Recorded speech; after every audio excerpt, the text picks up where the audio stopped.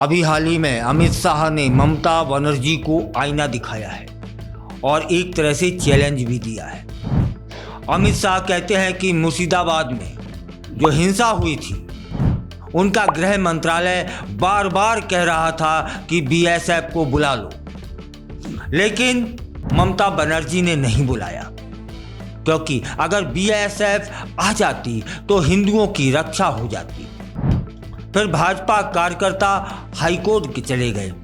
केंद्रीय गृह मंत्री अमित शाह ने कोलकाता में भाजपा कार्यकर्ताओं की बैठक को संबोधित किया। उस दौरान उन्होंने यह कहा कि पश्चिम बंगाल की मुख्यमंत्री ममता बनर्जी ने बीएसएफ नहीं बुलाई थी।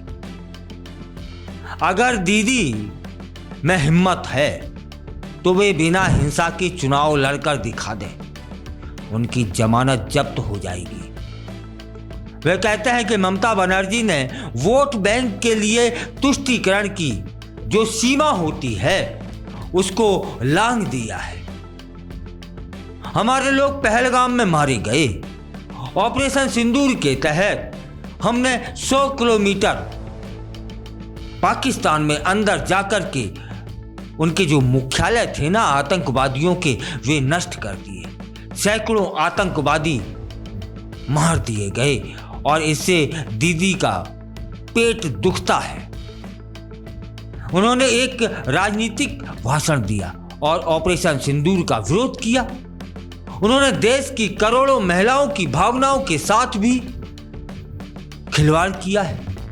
पश्चिम बंगाल की बहनों और माताओं को आगामी चुनाव में ममता बनर्जी को सिंदूर का मूल्य सिखाना चाहिए।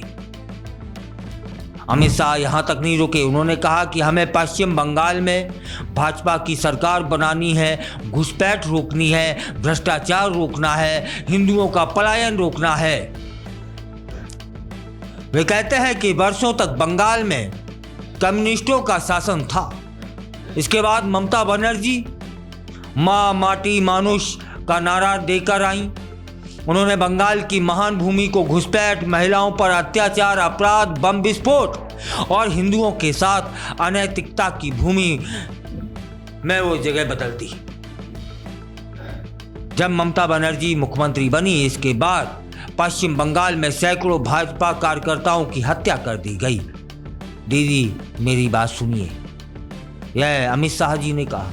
दीदी मेरी बात सुनिए, अब आपका समय खत्म हो गया।